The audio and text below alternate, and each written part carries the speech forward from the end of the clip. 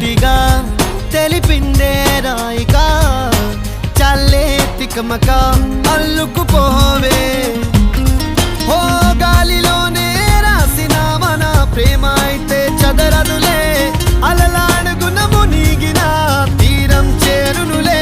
కాదలైన నీ కోసం ప్రేమ అయిన నీ కోసం లవ్ యు అయిన నీ కోసం ఇష్క్ అయిన నీ కోసం